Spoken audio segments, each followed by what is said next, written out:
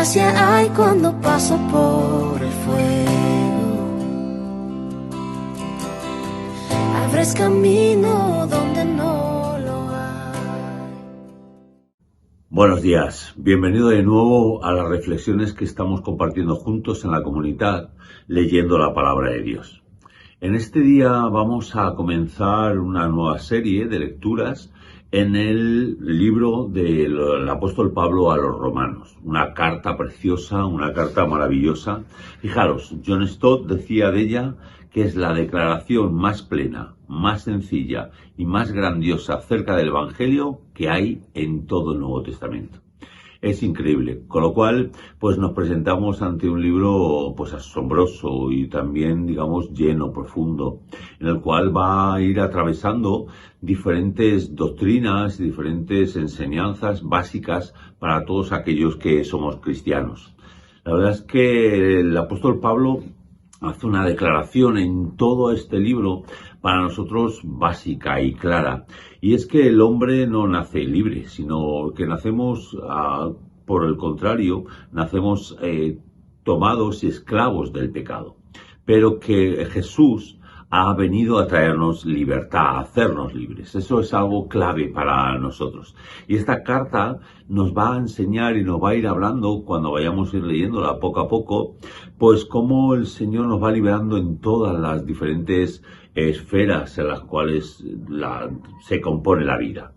Entonces, en este primer día, yo lo que estoy queriendo hacer es una pequeña introducción, porque a partir de mañana vamos a ir leyendo capítulo a capítulo este libro o esta carta o esta epístola, como quieras llamarla tú, a los romanos.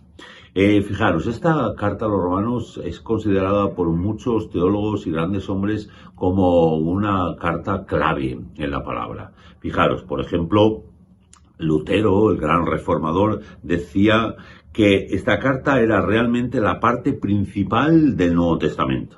Un poco más tarde escribió que es digna no solo de que todo cristiano la conozca, palabra por palabra, de memoria, sino también que se ocupe de ella todos los días como el pan diario para el alma. Fíjate qué profundidad tenía para el gran reformador Lutero esta carta a los romanos. Calvino, cuando nosotros vamos a leerle también, nos habla también de esta carta.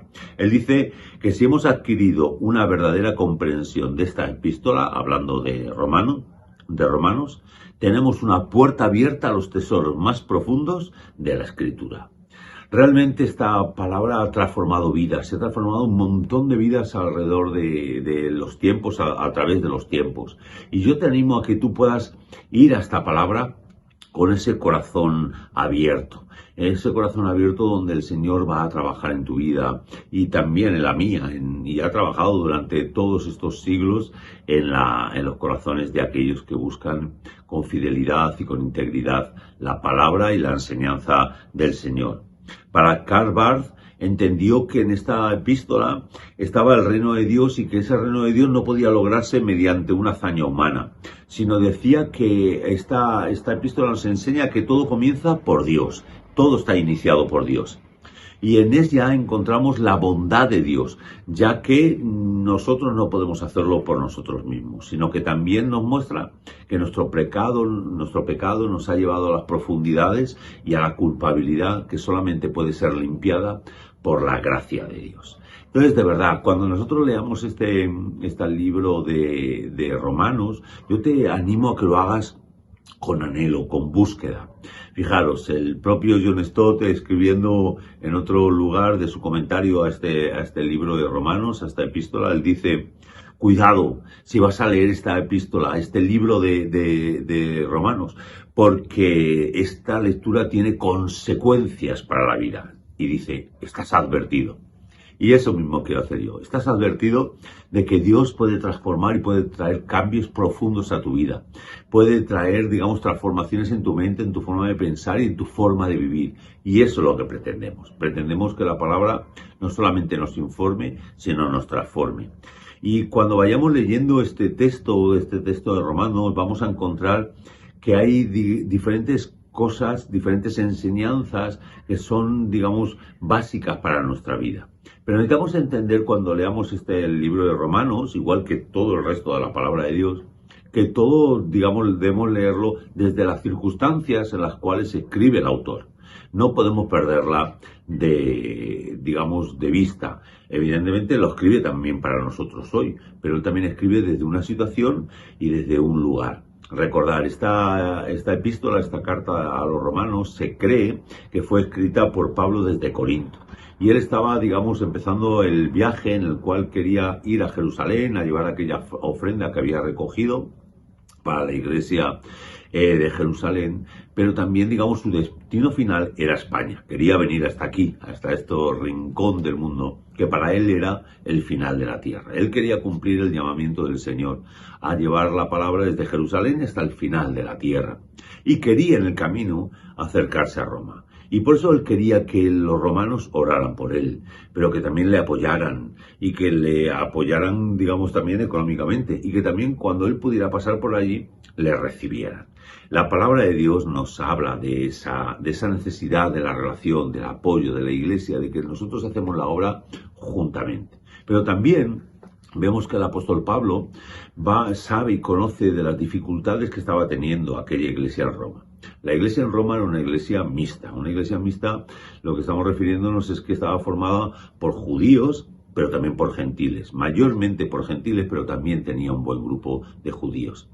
Y evidentemente su cosmovisión, su forma de entender el mundo, la religión, la forma de entender todo lo que estaba pasando con su conocimiento y su nueva vida en Cristo y lo que era la iglesia, chocaba entre estos dos grupos, digamos, principales que había en la iglesia de Roma. Y él quiere ayudar. Él, recordar, estaba a mitad tenía una pierna en un lado y otra en otro, porque él era judío, pero a la misma vez había sido criado y formado, digamos, con un contexto helenista. Y de él también había ido y era judío y amaba a su pueblo. Él decía que él, si por él fuera, daría su vida por su pueblo, por el pueblo judío. Pero también él sabía que había sido enviado como el apóstol a los gentiles. Entonces él, digamos, ve que eso está generando esa digamos, dicotomía que había en esa iglesia, estaba generando cierta tensión. Y él quiere ayudar. Quiere ayudar para resolver algo que ocurrió mucho en los primeros años de la iglesia. Y es esa lucha entre los judaizantes, en aquellos que querían seguir las normas, los ritos judíos, de las normas judías, pero aún siendo cristianos, y aquellos que se iban convirtiendo y que iban llegando a la iglesia y conociendo a Jesús, pero de otros contextos, gentil, sobre todo, digamos, con culturas helénicas y también, evidentemente, romanos. Y entonces había una lucha. Entonces esa lucha, ese enfrentamiento, lo vamos a ir viendo, digamos, en esta lectura de la carta, de la epístola a los romanos, y cómo el apóstol Pablo va, digamos, enfrentando las diferentes dimensiones de esas dos visiones que tenemos. Y esas implicaciones no eran una cuestión, digamos, étnica. A Pablo no le interesa tanto eso, sino, digamos, las implicaciones teológicas y prácticas para la fe. Y entonces eso es lo que vamos a ir viendo, digamos, que sucede en esta carta a los romanos. Entonces, él quiere ayudar a resolver ese problema y esa dificultad que no solamente se daba en aquel tiempo, sino nosotros también y como comunidad tenemos que enfrentar, y es algo importante que nosotros busquemos con sinceridad, con honestidad, intentando encontrar lo mejor de cada lugar, pues digamos, esas diferentes familias que vamos formando la familia, la iglesia, la comunidad, la iglesia de Cristo, y que, digamos, necesitamos, digamos, amoldarnos sin perder, digamos, los valores esenciales de la palabra. En este caso estábamos hablando entre la ley y el pacto y el nuevo pacto. Pero ¿cómo podemos trabajar? Y me gustaría que cuando fuéramos leyendo este libro de Romanos, esta carta, nosotros pudiéramos pensar cómo todo lo que el apóstol Pablo nos va enseñando va a promover la unidad. Cómo nos ayuda a ser uno, porque recordar, es el tercer gran llamamiento de Jesús, a esa unidad, a que seamos uno como el Padre y Él son uno, para que el mundo conozca que Jesús fue enviado. Entonces necesitamos ir caminando en ese aspecto. Y aquí hay dos temas principales que van recorriendo toda esta epístola a los romanos. La primera es, digamos, la justificación por la fe. Los pecadores, digamos, somos culpables, por nuestro pecado, pero también somos liberados y la gracia de Dios se derrama sobre nosotros solamente por la fe en Cristo Jesús. No es una cuestión de que nosotros no lo ganemos, sino que la gracia, el amor de Dios se derrama en el sacrificio de Jesús. Estamos ahora, en el momento que yo estoy grabando este vídeo, celebrando el domingo de resurrección. Y esa gracia, ese sacrificio de Jesús y es la fe que nosotros ponemos en la obra que Él tiene, va a traer, digamos, liberación y va a tener justificación para nosotros. Pero también al segundo tema muy importante que recorre toda esta carta o epístola a los romanos es la redefinición del pueblo de Dios. Ese pueblo de Dios que ya no está conformado por una etnia, por una cuestión, digamos, de linaje, ni siquiera por una cultura o una circuncisión, unas normas, sino está formado por todas aquellas personas que han puesto su fe en Cristo Jesús. Y eso es algo que para nosotros es básico. Entonces, mi hermano, yo te quiero animar a que en estos días que comenzamos ahora, vamos a estar recorriendo todo este mes, leyendo este libro de Romanos.